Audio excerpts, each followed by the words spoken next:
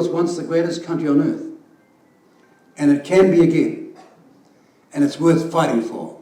And it's not nostalgia. And to our opponents, if that's the best you can do, get off the stage then. Whakatakoto kau ngā kupu tauāki. And to use that famous line from Starship, nothing's going to stop us now. Mo te apopo, hei tā New Zealand first. We came through the marginalisation and centralisation and the total gaslighting in the 23 campaign, and we survived. And we're on our way now. Kei waho ko haki parenehia porotu porohita mai ia Shane Jones. Already when we go out there, there's hardly any fish left, and you want to There take is an away enormous even more. amount of snapper. It's almost biblical. You can walk on it. Mo tō wini tana kupu. Haka ohoho I te motu.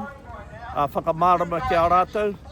E tāmi ana tāua tā te mei whakakāroingia te refinery ki Ruakaka. E rā mea katoa.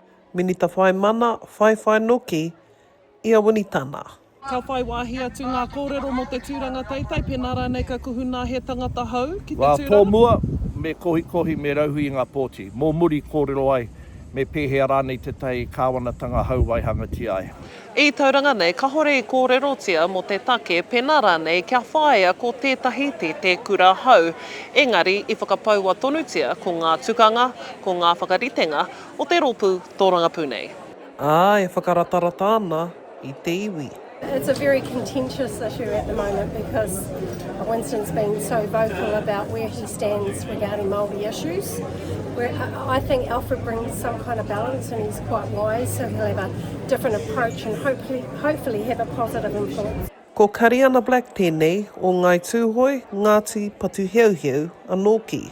I'm here to support Alfred Nauru because we're a part of the New Zealand Party and now he's come to join New Zealand First. So yeah, we just want to get behind him, see what Winston Peters stands for.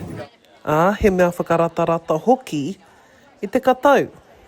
I am probably the swing voter, I suppose, for the national, act or New Zealand First.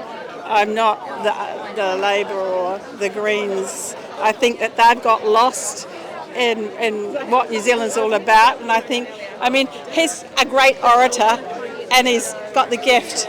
So he came across with the right answers that many of us were asking about New Zealand and where it's going.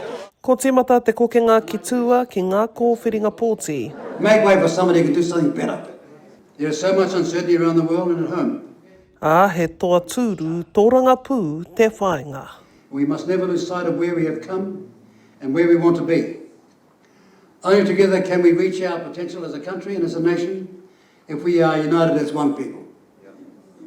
Times are tough, but we are fighting for you. And this party will never give up. Heeni Te Mate Koiwi tēnei, mā Aukaha.